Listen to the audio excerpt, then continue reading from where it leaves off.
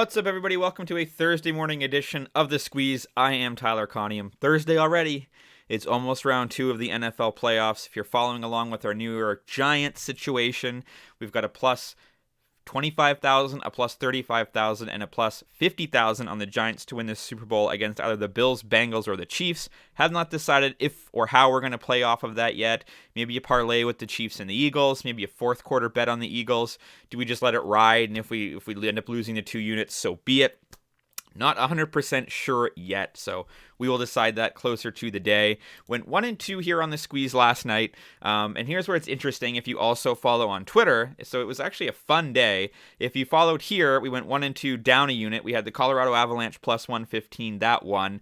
We had the Pittsburgh Penguins. They lost 5-4 in overtime to the Ottawa Senators. And then we lost the Houston Rockets game as well. But if you followed on Twitter, you're actually up 1.5 units because we had the Boston Bruins on the puck line. That was plus 138. We had a parlay with Desmond Bane and Ja Morant in the Memphis Grizzlies game. And we had OKC as well. And just playing around a little bit with the units. Player props, I still like to stick more to half a unit.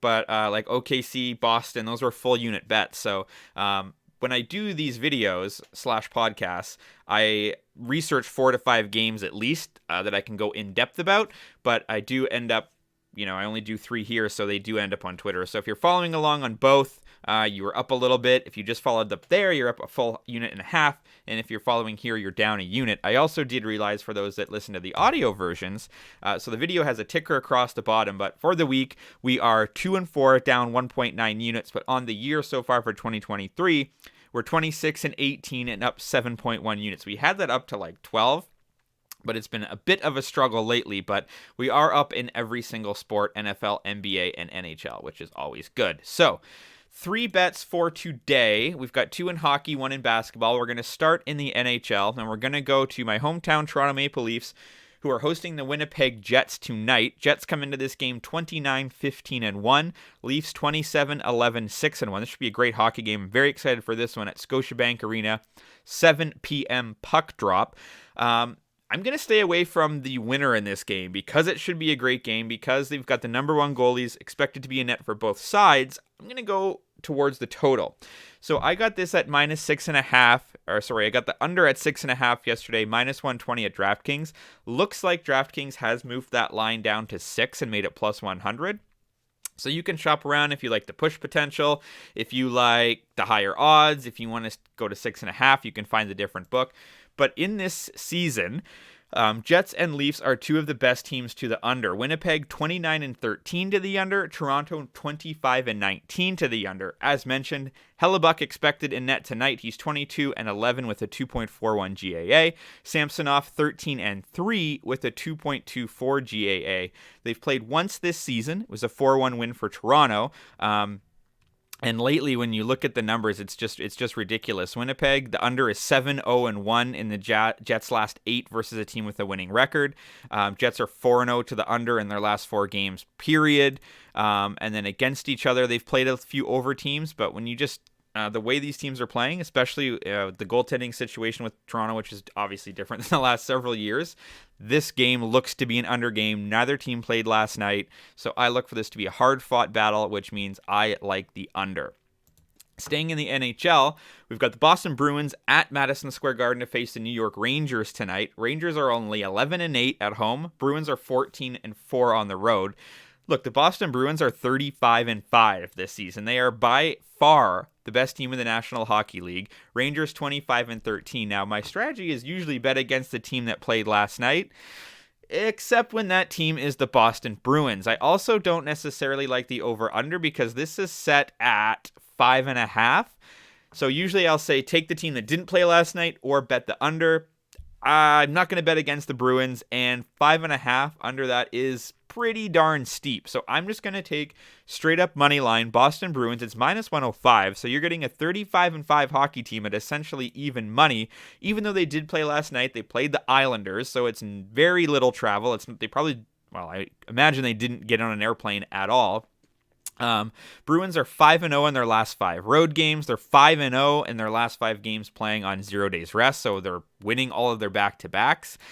Bruins are 6-2 the last 8 times they visited Madison Square Garden. Favorite is 11-5 in their last 16 meetings tonight. That is Boston, and the Bruins are 11-5 in their last 16 meetings overall. So I'm just going to roll with the best team in the NHL at essentially even money and take the Boston Bruins for -105 at BetVictor. Also the puck line. So ATS this season, the Boston Bruins are 28-16 on the puck line. That's plus 250 tonight. So if you want to get a little creative, maybe throw a half a unit down on the puck line as well, plus 250 for them to win by 2 goals. Not a bad bet at all. Now, switching to the NBA, this game is being played in Paris, France. It's the Chicago Bulls at the Detroit Pistons, even though this game is being played in Paris. It's a 3 p.m. Eastern tip-off, so keep that in mind. Going into this game, Chicago Bulls are 20-24. Detroit's 12-35. Their home and away records don't really matter, again, because it's on a neutral site. So in this situation, I just like who's the better team, right? So Chicago is 5-0 ATS after scoring 100 points in their previous game. Bulls are 4-1 ATS in their last 5 games following a straight-up win. Pistons are 1-5 ATS in their last 6 games overall. Bulls are 11-1 ATS the last 12 times these two teams have met. They are 5-1 the last 6 times they've played Detroit on the road. Again, you can kind of play around with that because it's in Paris, but Chicago's just a better team. DeMar DeRozan is probable today with a quadricep injury. There's a litany of injuries for the Detroit Pistons. I mean, obviously, Cade Cunningham is out, but Bagley is out. Corey Joseph is unlikely. Bogdanovich is questionable with an illness.